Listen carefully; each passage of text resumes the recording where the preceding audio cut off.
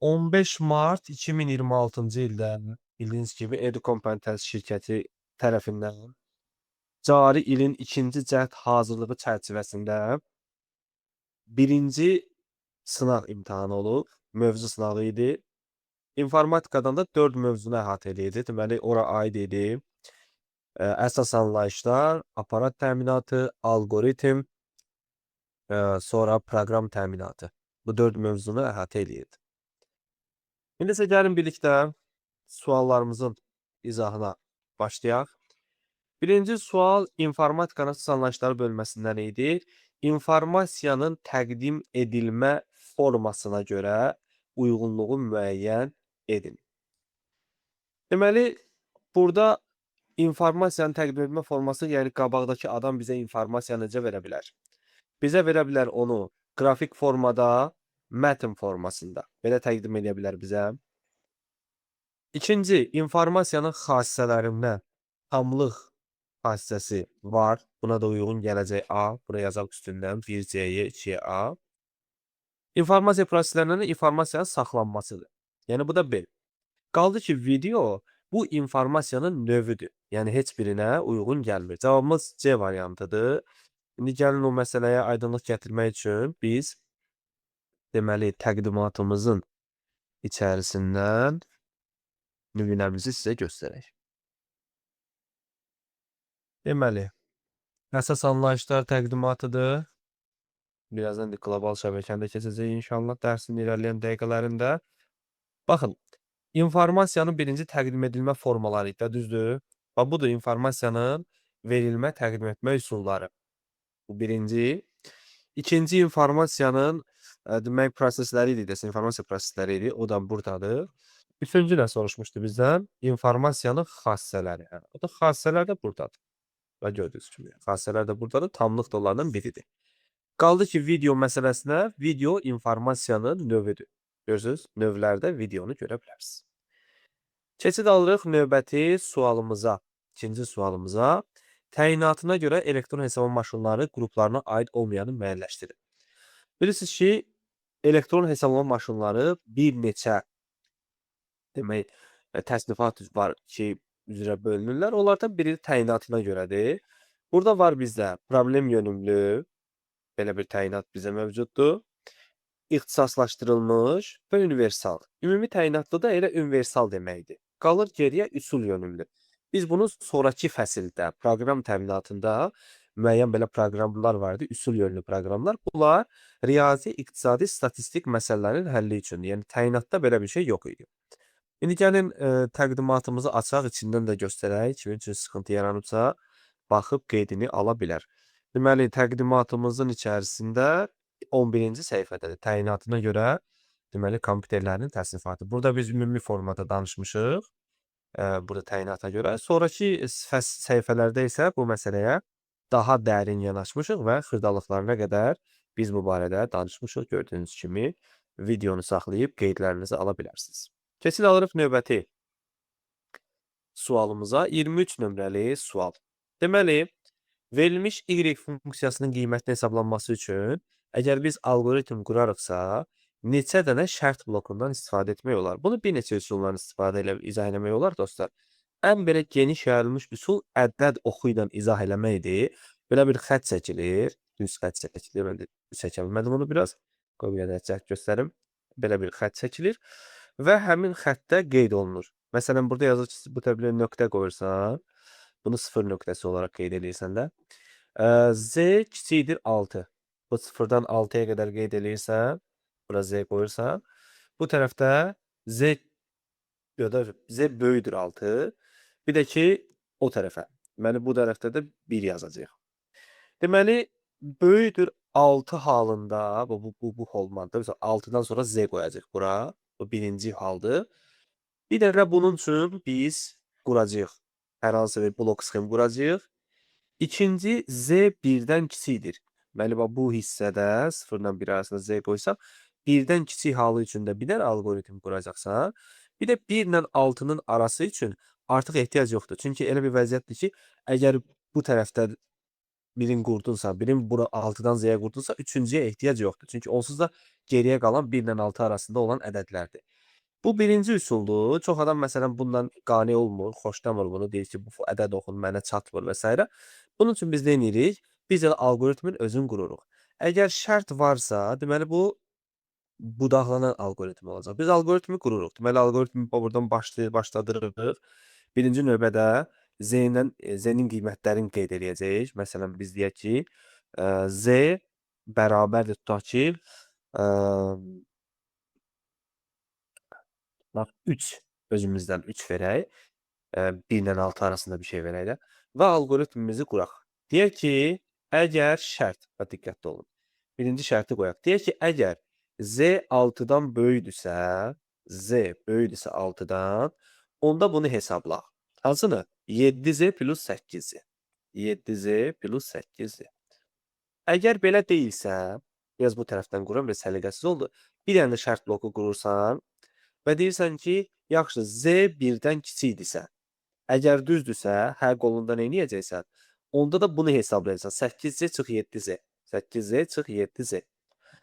Onda əgər bu da yox olsa, yəni yox qoluna gəlsə, ondan sonra daha bir dənə də şərt bloku qurmağa ehtiyac yoxdur ki, bir dənə də şərt bloku qurum, deyim ki, Z məsələn 1 ilə 6 arasındadırsa da filan şey. Yox, onsuz da əgər bunların ikisi də səhvdirsə, onda yox halında birbaşa nə edəcəksən? Birbaşa bunu hesablayacaqsan. 8Z plus 7Z. Çünki burada şey yoxdur. Nədir adı? Burada da artıq bir üçüncü şans yoxdur.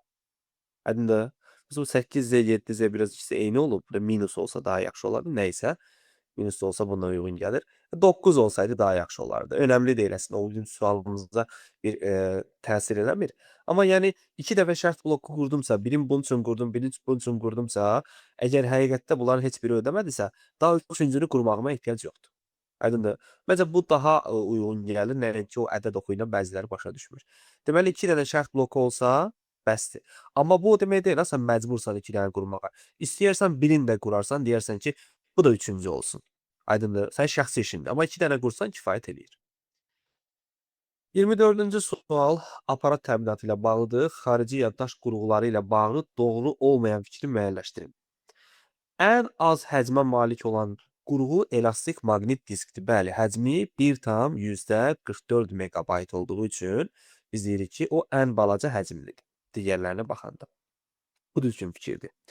İnformasiyanı uzun müddət saxlayırsa, bəli, bu söhbət şeydən gedir də, FTD-dən getmir əslində, yuxarıdakı sualdan gedir. Yəni, xarici yaddaş qurğuları informasiyanı uzun müddət saxlayır. Bəli, bu da düzgün fikirdir. C variantına keçirik. Görək orada nə yazıblar. Flash kart enerjidən asılı deyil. Bəli, heç bir xarici yaddaş qurğusu enerjidən asılı deyil. Flash kart xüsusi kontroller və interfeysdən ibarətdir. Bu da düzgün fikirdir. Sərt maqnit disk ana plata üzərində xeyr yerləşmir. Ana plata üzərində son dövrlərdə M2 adı ilə SSD yerləşir. SSD-nin müasir modifikasiya olunmuş versiyasıdır. O da heç bizim kitabımızda yazılmayıb, amma yəni SSD olsaydı məsələn yeri var idi. Amma hard disk ana plata üzərində yerləşmir. Düzdür, sistem bloku daxilində yerləşir, amma ana plata üzərində yerləşmir. 25-ci sual bunlardan hansı kompüterin əsas tərkib hissəsidir? 3 əsas tərkib hissəsi var bizdə. Hansılardır? Monitor, klaviatura, sistem bloku. Bu da onlardan biridir. C variantı. Hansı şablon qovluqdakı yalnız Word sənədlərini tapmaq üçündür?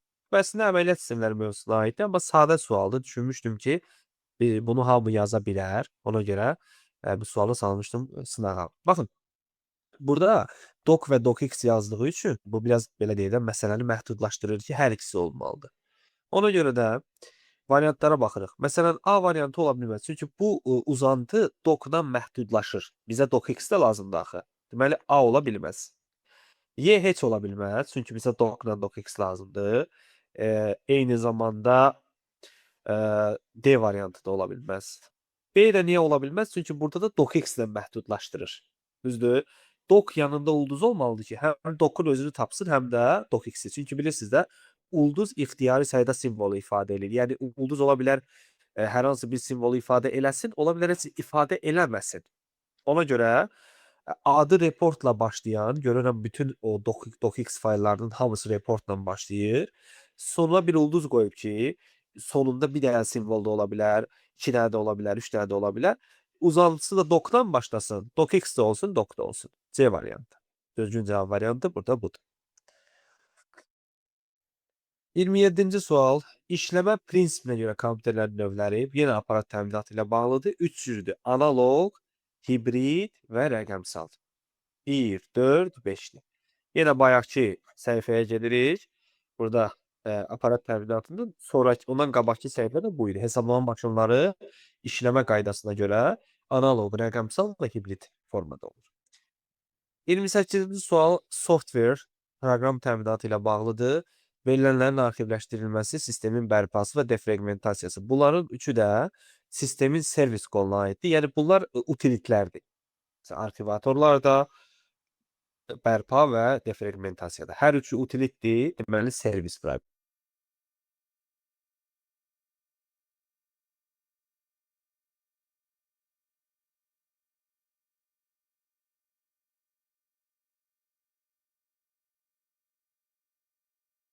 Aşağı müəllim.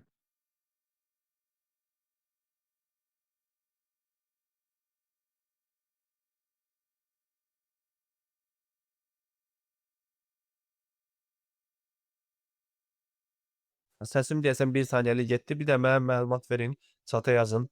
28 Səsim gəlir. izahını tam olaraq eşidə bildiniz, yoxsa yenə izah o sualı? 28-ci sual, 29 yox. Bundan qabaqki sual tam Eşitdim müəllim. eşidildi. Bəli. Davam edeyim 29'a. Telefonun ekranı getdi. Mən telefonla qoşulmuşdum ona görə. Əla. 29-cu sual qaldığımız yerdən davam edirik. Nəticəni kilobaytla istəyir. Bilirsiniz, qrafikdən qeyd eləmək lazımdır. Bit, byte, kilobayt, megabayt, gigabayt və s. Nəticəni kilobaytla istəyir. Megabaytdan kilobayta keçmək üçün 210-a vurmaq lazımdır. 4'ü vurmaq lazımdır 1024'ə. Bu sənə verəcək 4096 plus 3 kilobayt. Bu onsuz da kilobaytdır. Plus 3 oldu. Plus baytdan kilobayta 210'a bölmək lazımdır. 212'ni 210'a bölsən nə alarsan? 202. 4 kilobayt da bu. Plus 8192'də 213'də axı. Bitdən də kilobayta 213'ə böldüyün üçün burada alarsan 1 kilobayt. Bir də üstünə 1 gələrsən. Nəticədə nə alarsan? 4104. 4104 kilobayt. Çətinlik yoxdur ki, bundan bağlı. Mən düşünürəm sadə sual idi. 30. 30-cu sual biraz bizdən belə deyək də şəxsi keyfiyyət tələb eləyən sual idi. İndi baxaq görək. Ümumi həcmi 3 kilobayt olan 2 fayl saxlanılır. Deməli 2 fayl var. Bunun müəyyən bir qismi ASCII kodlaşdırması ilə edilib. Müəyyən bir qismi Unicode ilə edilib. 3 kilobayt da ümumi həcmdir. Sonra məsələnin sonunda bizdə neçə simvol əlimizdə qalır onu soruşacağam. Ona görə mən düşünürəm ki, bundan sonraki məsələnin axarı baytla olsa daha məsləhət olar. Ona görə əvvəlcə mən 3 kilobaytı bayta çevirirəm. Bilirsiniz ki, bunun üçün 1024'ə vurmaq lazımdır. Alacaqsan 3072 bayt. Həmin 3072 baytdan deyir ki, ASCII olan tərəfi 640 simvoldur. Mən də bilirəm ki, ASCII-də bir simvol 1 baytdır. Əgər 640 simvolsa, deməli 640 bayt olmalıdır. Düzdür? Həmin o 3072-dən 640'ı çıxıram ki, baxım görüm bu Unicode-u nə qədərdir. 640'ı çıxıram. Bu mənə verir 2432 bayt. Bu Unicode-da olan simvolların ümumi sayıdır. Bir dəfəlik bunu 2-yə bölüb cavabı ala bilərdim. Amma burada başqa bir şərt də verilib. Şərt verilib ki, bu 2432-dən bir də çıxılma var. 2048 bit də çıxılıb sonra. Deməli, həmin bu 2048 bit, 211 deməkdir axı 2048. Bitdən keçirdirəm bayta, çıxmanı eləyə bilməyim üçün. 203-ə bölürəm, alıram 208, yəni 256 bayt. Bu 2432-dən də 256-nı çıxıram, qalır 2176 bayt. İndi məndən soruşulur ki, bu 2176 bayt bəs içində neçə dənə Unicode simvolunu saxlayır? Mən də bilirəm ki, bir dənə Unicode simvolum 2 baytdır və tənasübə qoyuram ki, əgər bir simvolum 2 baytdırsa, bəs mənim neçə simvolum 2176 baytdır? Beləliklə tapıram ki, x bərabərdir 1088 simvol imiş. Cavabım olacaq D variantı. Belə bir ümumi belə deyək də, sualların içində bir dənə belə maraqlı sual qoymuşdum. Qalanlar hamısı elə sadə suallar idi. Keçid alırıq 31-ci suala.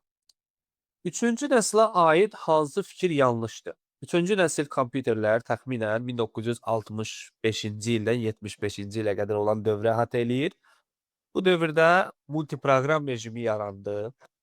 Asinxron dəyişdirilə bilən quruluş, modul prinsipi, xarici yaddaş maqnit diski idi. Amma əməli yaddaş birinci, ikinci və üçüncü nəsillərin hər birində maqnit nüvələrində qurulmuşdu. Dördüncü nəsildə isə əməli yaddaş sxemlər üzərində quruldu. Və cavabımız Y variantıdır. İndi həmin səhifəni sizin üçün göstərirəm. Kim bu sualı səhv edibsə, diqqətli şəkildə baxsın və öz səhvini düzəltsin ki, gələcəkdə belə səhvlər etməsin. Hal-hazırda üçüncü nəsillə bağlı olan möhtəşəmliyi ilə göz oxşayan səhifəmizdə gördüyünüz kimi üçüncü nəsil kompüterlər element bazası, əməli yaddaş gördüyünüz kimi maqnit nüvələrində, xarici yaddaş maqnit diskləri ilədir və üçüncü nəsillə bağlı olan geniş izah qarşıda qeyd olunmuşdur. Hər birinizə bu PDF vaxtında göndərilib bilirsiniz. 32 nömrəli sual.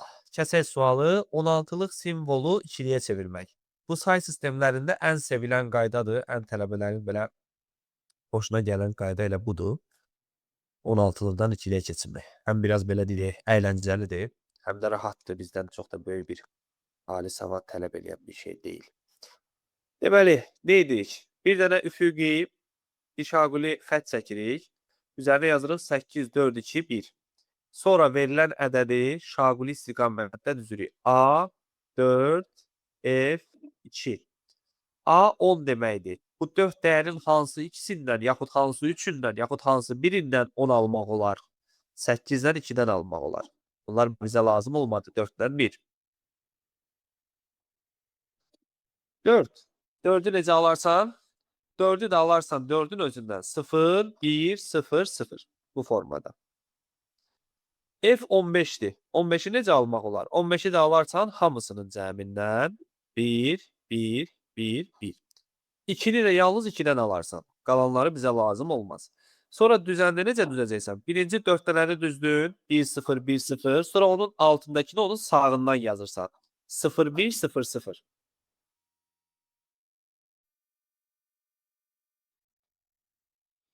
Onun altından qalan 4 dənəni düzürsən. 1, 1, 1, 1. Sonra da onun altından 14 dənəni düzürsən. 0, 0, 1, 0. Oldu. Və beləliklə bizim o yazdığımız hansı ki nəticə var idi. O da A variantıdır səhv eləmirəmsə. Qoy bir dənə də baxım görüm səhv eləmirəm ki. Yox. Cavabımız elə A variantıdır. Sadə bir 16-lıqdan ikiliyə keçiddir. Sadə. 33 nömrəli sual. Maraqlı sual idi. Bu say sistemlərinin xüsusi çətinliklər bölməsinə aiddir. Bəzi qruplarda bu sabah keçiriləcək. Bəzilərində isə artıq keçmişəm bunu. Bəzi tələbələr də köhnə tələbələr də artıq bunu köhnədən bilirlər, məlumatlıdırlar. Verilmiş cəmi ikilikdə necə yazmaq olar? Əvvəlcə verilmiş dəyərləri 2-nin qüvvətlərinə gətirmək lazımdır. 2 üstü 25 hazırdır. Plus. 4 üstü 12'də belə yazacaqsan. 2 üstü 2 üstü 12. Yəni, ümumi nəticədə 2 üstü 25 plus 2 üstü 24. İndi bunu ikiliyə yer keçirsən, 25-dən 0-a qədər ədədləri düzəcəksən, bir dənə 25-in altına 1 yazacaqsan, bir də 24-ün altına 1 yazacaqsan. Qalan hamısı 0 olacaq. Burada bizə birlərin sayını soruşduğu üçün cavabımız olur B variantı. Bu bilirsiniz nəyə oxşayır? Məsələn, 66 ədədidir, tutaq ki, bunu biz o hörmətli üsulla necə keçirildik? Dedik ki, 64 var içində, bir dənə də 2 var. Bu 2 üstü 6'dır, bu da 2 üstü 1'dir. 6'dan 0'a kadar düzürdüm. 6, 5, 4, 3, 2, 1, 0. Olanın altına, mövcudun altına 1, olmayanlara 0 yazırdım. Düzdür? Bu elə bu sualdır da. Sadəcə olaraq bizdən bir dənə tələb edir ki, bunu 2'nin üstünə gətir. Sonra da denən mənə vəziyyət mənəqdədir. Eyni sualdır. Sadəcə biraz böyük ədədlərdən verilir. 34-cü sual yenə proqram təminatı ilə bağlıdır. İqtisadi və sosial sahədə məntiqə mütəxəssis təcrübəsinə əsaslanan proqnoz əsaslı proqramlardır. Bunlar tətbiqi proqramların xüsusi növü olan ekspert sistemləridir. C variantı. Birlikdə baxa da bilərik. Təqdimatımız, deməli, software tətbiqi proqram təminatının xüsusi qoludur. Həmin bu ekspert sistemləri. Bir dənə bığlı saqqallı dayı da qoymuşdum ora. Gördüyünüz kimi bu səhifədir. Davam eləyək. 35-ci sual. Bu sualda keçək.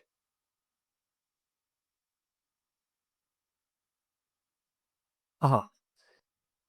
Deməli dostlar, qeyd olunur ki, bu cəm nədir ki, x-imiz, yəni nəticəmiz 55 olur. Əslinə qalsa diqqət edirsinizsə 24 plus 31 elə onluq say sistemində 55 eləyir. Yəni burada biz belə uzun uzadı danışmağa ehtiyac yoxdur. Cavab Y variantıdır. Amma qayda ilə gedəsi olsa 24 ayağında x plus 31 indeksində x bərabərdir 55. Bu onluqdadır. Buraları onluğa gətirək. Üstdən 0,1 yazaq. Buradan da 0,1 yazaq. 2 vurulsun x üstü 1 plus 4 vur x üstü 0. Plus 3 vur x üstü 1 plus 1 vur x üstü 0 bərabərdir 55. 2x budur, 3x də budur.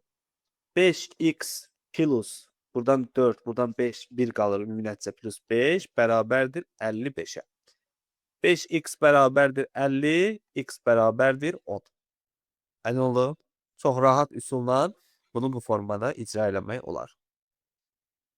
36-cı sual sistem proqram təminatına aiddir. O proqramlar ki, kompüterin işi üçün zəruridir, onlar sistem proqramlardır. Məsələn, ZBrush tətbiqidir, Sokratdır, Orkaddır, Clipper'dir. Bunların hər biri istifadəçilərin işinə yarayır. Məsələn, ZBrush qrafik redaktordur, Sokrat tərcümə proqramıdır, Orkad üzr istəyirəm, tikinti dedim.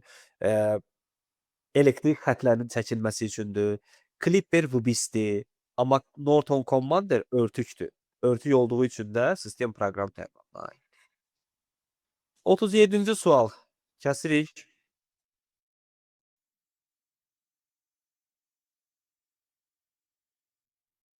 Aha. 64 simvollu əlifba. Bilirsiniz ki, 64 206 olduğu üçün bu əlifbada bir simvol 6 bit olacaq. B, Ə, D, bir dənə boşluq, B, O, Y, S. Hər simvol 6 bitdən olarsa, neçə byte yer tutar? Fikir ver. 1, 2, 3, 4, 5, 6, 7, 8. 8 dənə 6 bit. Yəni 48 bit. İndi cavabı bizdən nə ilə soruşur burada? Byte ilə soruşur, düzdür? 48 bit neçə byte olar? Böldün 8-ə 6 byte. B variantı.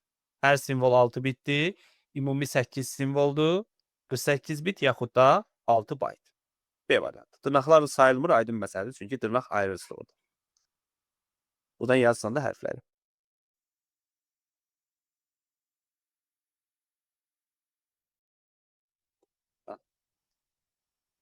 38-ci sualı kəsək.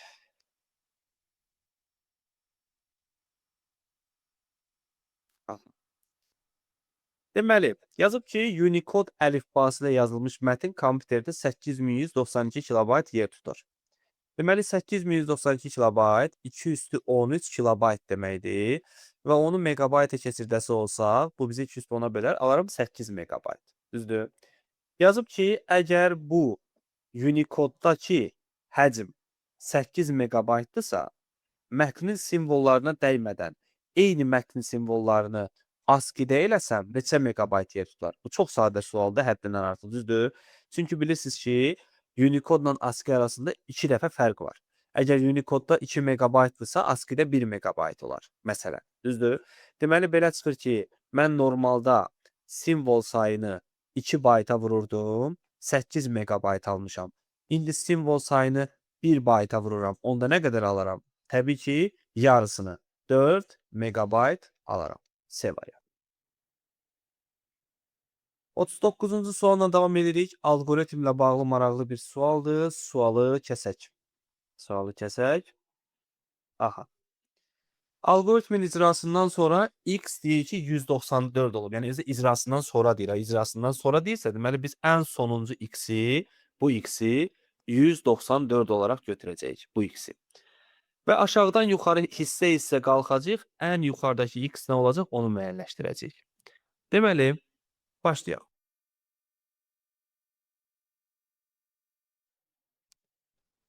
Altdan 3x minus 1 yazılıb da, yazıram 3x minus 1 bərabərdir 194. Düzdür? Onda 3x bərabər olacaq 195-ə.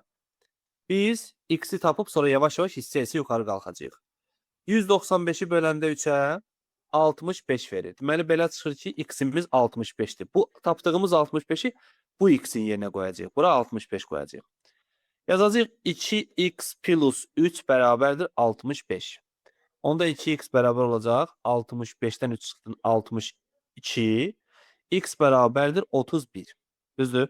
Deməli, bizim burada bu mərhələdə tapdığımız x 31 oldu. Deməli, bu x-in yerinə artıq 31 yazmaq lazımdır. Yazacağıq x minus 1 bərabərdir 31. X bərabər olacaq 32-yə. Bu dəfə də 32 tapdıq. Bu tapdığımız 32-ni gətirib burada yerinə qoyacağıq. Yazacağıq ki, 2 vur x bərabərdir 32. Onda x bərabər olacaq 16-ya. Həmin ki, burada 16 tapdıq. 16-nı da gətirib üstə yerinə qoyuruq. Yazırıq ən sonda x plus 4 bərabər 4-ü görünəcə mərifətsiz yazdım. X plus 4 bərabərdir 16-ya. X də bərabərdir 12-yə. Sən demə, ən yuxarıdakı bu x var, abi görürsünüz, oxla çıxartdım onu. Bu 12 imiş ki, bu yavaş-yavaş hissə-hissə gəlib ən altda çatıb 194-ə. Deməli, icrasından sonra dediyi üçün ən sonuncu x-ə 194 demək şərti ilə hissə-hissə yuxarı qalxdıq. Hər dəfə tapdığımız x-i bir mərtəbə yuxarıda bərabərlikdən sol tərəfə qoymalıyıq. Belə bir maraqlı sual idi alqoritmdə. 40-cı sual.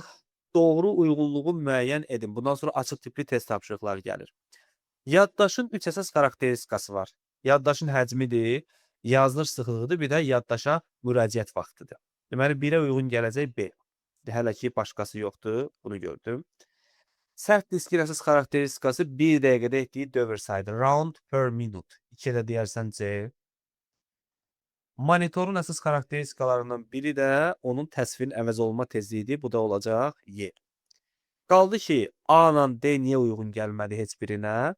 İnformasiyanın yadda saxlaması yaddaşın əsas funksiyalarındandır, xarakteristikalarından deyil. Qrafik imkanların olmaması da bu printerin əsas xarakteristikalarındandır. Ona görə uyğun gəlməyəcək. Cavabımız 1B, 2C, 3Y'dir. Yəni C variantı bu sualın düzgün cavab variantıdır. Keçirik açıq tipli test tapşırıqlarına. Doğru mülahizələri seçin. Hard disk və SSD xarici yaddaş qurğularıdır. Bəli, tamamilə doğrudur. Doğru mülahizədir. Skaner girişdir. Bu da doğru mülahizədir. Printer iki növə necə bölünür? Zərbli və zərbsiz olmaqla. Ona görə 3 səhvdir. Bəli, lazerli zərbsiz növə aiddir, matrisli zərbli növə aiddir, amma cümlə səhvdir. Zərbli və zərbsiz olmalıdır. Streamer ana plata üzərində yerləşməyən, bura qədər hər şey yaxşıdır, amma yazıb ki, idarə etmə qurğusu. Halbuki nə qurğusudur? Yaddaş qurğusudur. İdarə etmə qurğusu kontrollerdir məsələn. Mikrofon çıxış qurğusudur, xeyr, giriş qurğusudur. Hələ ki 1-2 düz gəlir. Görək 6-da nədir vəziyyət? 6 varmı heç? Evet, 6 yox imiş. 5 dənə imiş. Burada da 1-2 düzdür. 1-2. 42-ci suala baxırıq. 16 simvollu əlifba ilə yazılmış mətn kompüterin yaddaşında daha çox 3 dəfə daha çox yer tutsun deyə neçə simvollu əlifba ilə yazılmalıdır. Çox maraqlı sualdır əslində. Diqqətli olaq. Deməli, əgər 16 simvollu əlifba ilə yazılıbsa, deməli mən simvolların sayını neçə bitə vururam? 4 bitə vururam, düzdür? Deməli, bu simvol sayını mən 4 bitə vururam. Necə eləyərəm ki, 3 dəfə daha çox yer tutsun? Təbii ki, bu dəfə də simvol sayını neçəyə vuranda 3 dəfə daha çox yer tutar? 12-yə vuranda. Düzdür? 4 dəfə 3 12 eləmirmi? Bu dəfə də 12-yə vuranda. Deməli, əgər məndə bir simvolun 4 bit olduğu əlifba 16 simvollu əlifbadırsa, deməli, bir simvolun 12 bit olduğu əlifba hansı əlifba olar? Təbii ki, 212 simvollu, yəni 4096 simvollu əlifba. Cavabımız olmalıdır 4096 simvollu əlifba. 43-cü sual. Neçəsi yuxarı səviyyəli proqramlaşdırma dilidir? Algol 1, Prolog 2, Scala 3, Oracle ümumiyyətlə proqramlaşdırma dili deyil, Vbisdir, tətbiqidir. Assembler aşağı səviyyəlidir. Orca tətbiqi proqramıdır. Java doğru. AutoCode aşağı səviyyəlidir. Python doğru. Panda isə antivirusdur, sistem proqramıdır. Cavab nə oldu? 1, 2, 3, 4, 5. 5 yuxarı səviyyəli dil var. Elə əlimizin altındaykən proqram təminatı sizə göstərim siyahını ki, hardan oxumaq lazımdır. Və gördüyünüz kimi sağ tərəfdə yuxarı səviyyəli dillər qeyd olunub. Son 2 sualımız qaldı. Yenə 16-lıqdan 2-liyə keçid bizdən tələb olunur. Gəlin bu sualda yazaq. Birlərin sayını soruşur bizdən. Birinci növbədə sualı kəsirik və ondan sonra izaha başlayırıq. Deməli, yenə 16-lıqdan 2-liyə keçirik. Xəttimizi çəkdik. 8, 4, 2, 1-imizi qeyd elədik. D, A və 3. D'miz 13'dür, A'mız 10'dur bilirik. 13'ü necə alarsan bu 8, 4, 2, 1'dən? 8 plus 4, 12, o da 1. Aha. A'nı necə alarsan 10'u? 8 ilə 2'dən. Aha. 3'ü necə alarsan? 2 ilə 1'dən. İndi heç bunu düzmək də lazım deyil. Çünki bizdən birlərin sayını soruşur. 1, 2, 3, 4, 5, 6, 7. 7 dənə 1 var imiş, sən demə. Və nəhayət sonuncu 45-ci sual yenə proqram aparat təminatı ilə bağlı sualdır. Sadə suallardan biridir. Uyğunluğu müəyyən edin deyir bizə. Baxaq. Deməli giriş qurğusudur. Klaviatura giriş qurğusudur 1A. Çıxış qurğusu monitor B. Printerdə çıxışdır C. Giriş çıxış qurğularında modemdən sensor ekrandır. D ilə Y. 1A, 2B isə 3D. Bu variantları elə qoymuşdum ki, ardıcıl geçsin, heç əziyyət də çəkməyəsən. Aparat təminatının ikinci dərsindədir həmin o giriş-çıxış qurğuları. Onları da siyahı formasında sizə göstərim. Giriş-çıxış qurğularının siyahısı əgər kim bilmirsə, bu hissədən öyrənə bilər. Gördüyünüz kimi burada giriş, çıxış, həm giriş, həm çıxış qurğuları qeyd edilmişdir. Bu bizim sınağımızın izahı idi. Videonu burada saxlayıram. Sonra bunu YouTube'a yüklərim, izləyərsiniz.